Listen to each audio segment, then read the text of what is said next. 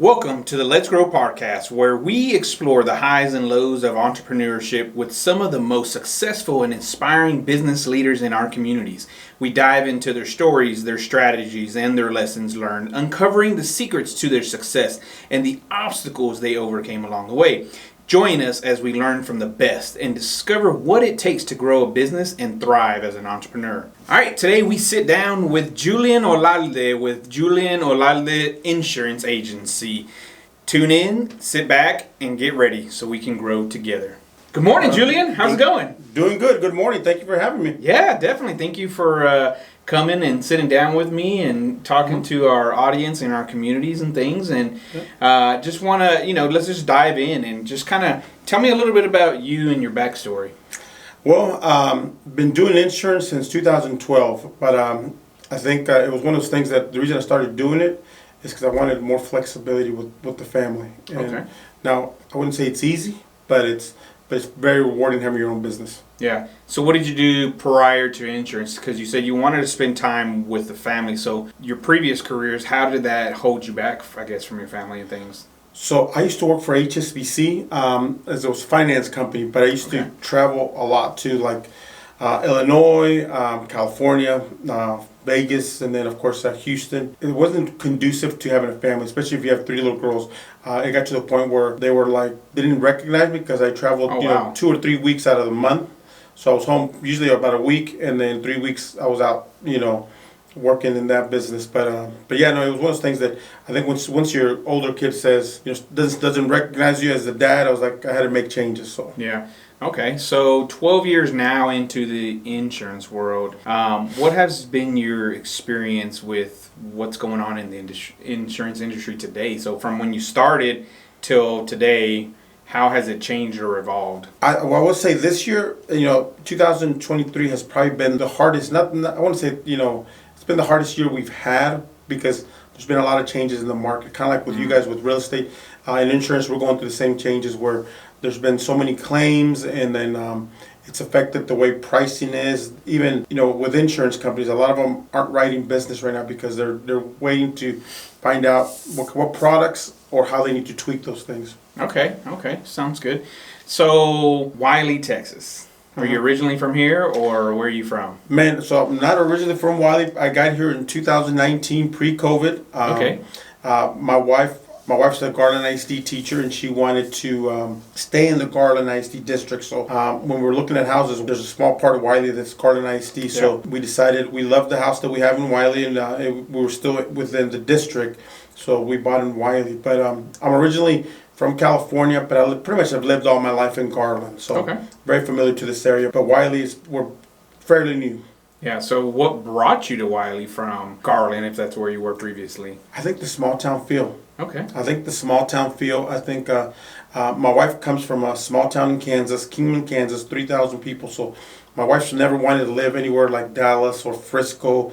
She's not big into the whole traffic. And we decided, Wylie was probably the best city for us. So just for the fact that it's kind of small town feel and everybody knows everybody. Everybody does know everybody. You can't go anywhere without somebody recognizing you or knowing you and things like that. So, got you. So, I want to dig a little bit more into the insurance side and just your career as a business owner, right? Because as you do sell insurance, you're pretty much your own business owner and you have your own agency. So, tell me a little bit about the journey of getting started. How was it then to compare to now, 12 years later into your career? The thing I enjoy the most about insurance is talking to people. Okay. And every year brings its different challenges and obstacles. But at the end of the day, it just comes down to building relationships with people. So if the agents that thrive in these markets are the agents that have built relationship with the community, with the people, and even though there's obstacles, we're able to overcome them because we're still able to help customers. Yeah.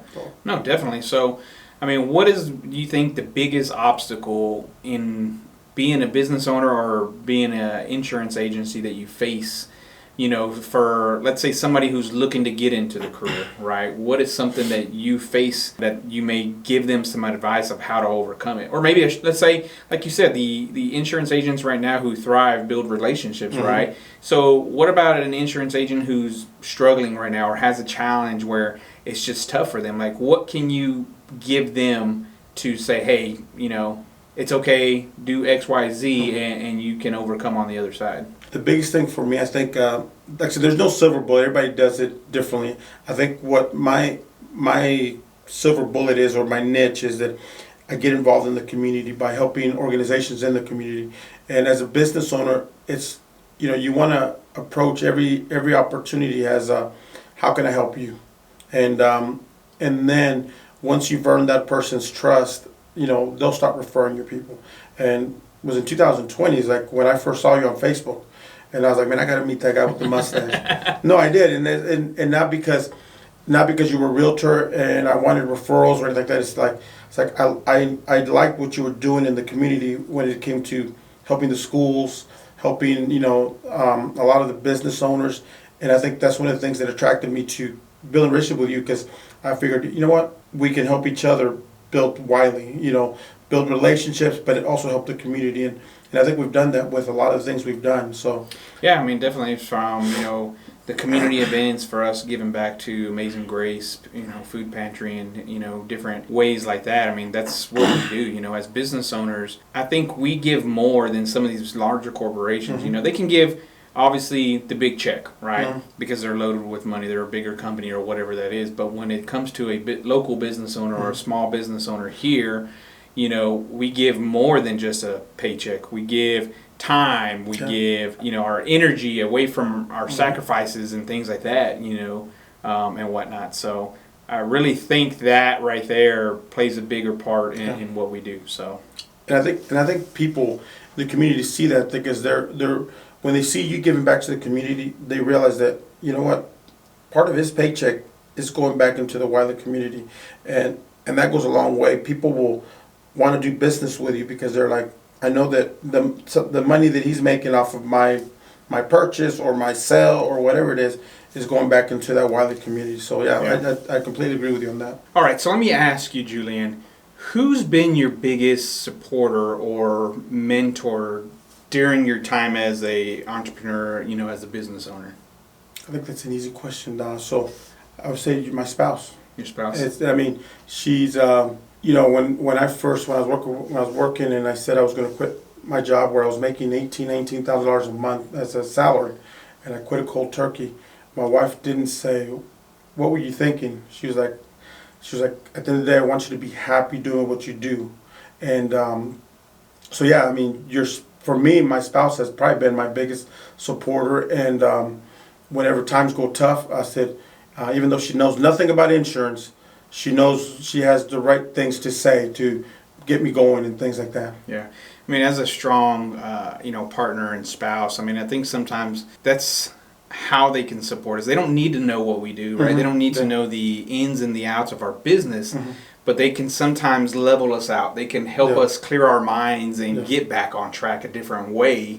Or sometimes they can give us a different perspective of not knowing the ins and outs of our businesses, right? They can kind of give us those eyes and ears from the outside world and kind of give us that constructive feedback that we need to help us break through that ceiling and get to the next level. Yeah, right. And I always tell business owners too, is you have to have a why.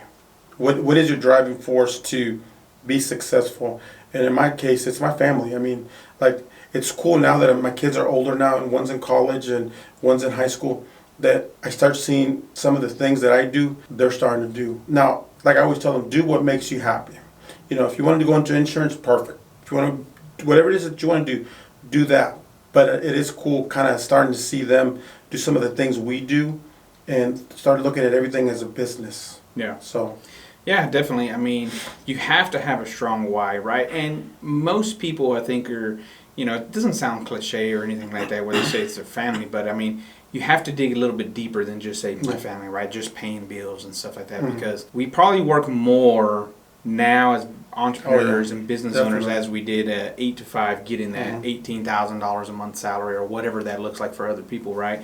You have to have that strong why to keep you grounded, but also to keep you motivated every day, right? It's not like everybody's calling you for insurance every single day, right? It's not like they're calling me for real estate every single day. So during those down times when we're working on operations or marketing or advertising or all the other things, and we don't have money coming in or income coming in to support our families, we still have to see the bigger picture and the why of why we're doing it, right? And no, that's amazing, man. I love your family, and like you said, one's in college, one's running track star, right? We're gonna have a track star in your family and things like that. So tell me one time where you faced a challenge and you overcame it.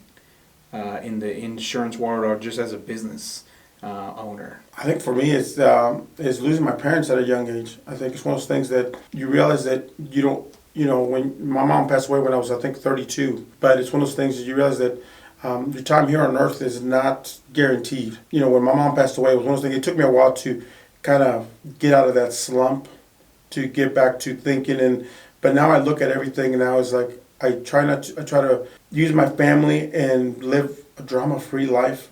Even stuff that happens around me, you've known me. It's like when I leave a group, I leave a group. I don't make a big deal about it, and because to me, at the end of the day, it's like then I gotta keep going forward and move forward. So for me, I think when my parents passed away was I've learned from each one of their passings to look at life in a different picture. And not to dwell on things that I can't control. Yeah, definitely. Like you said, we only have one life, right? We can live it bitter, or we can live it a different way and continue to grow our lives, personal, spiritually, physically, business-wise, financially, whatever that looks like, right? And sometimes it takes a life event, because I lost my mom in 2017 as well, and it still hurts, right? But it gives us a different perspective of like, whatever age they passed away, it's like, what if that's us? What if we only have that same time that they did?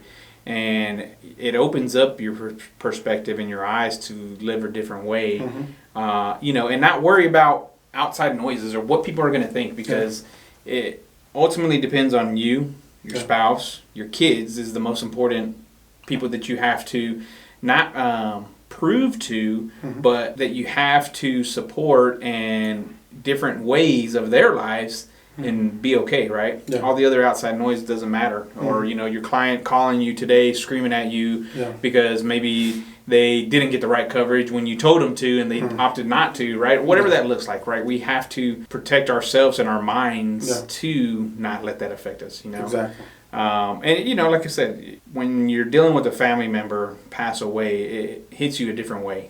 And like I said, it still hurts today, right? But we can't let that affect us, because one, I believe, like, if I went into a darker side like I have in my past when I lost my mom, if I didn't dig myself out of there, what would she have said, right? What would she want me to do? And sometimes you can be at that point for a little bit, but then at the end of the day, you still got to pick yourself up and continue to go. And things like that. So as a business owner, how do you get your education? Like, where are you learning about the new things happening in the insurance world so that you can educate your clients? Like, how are you continually to grow your business?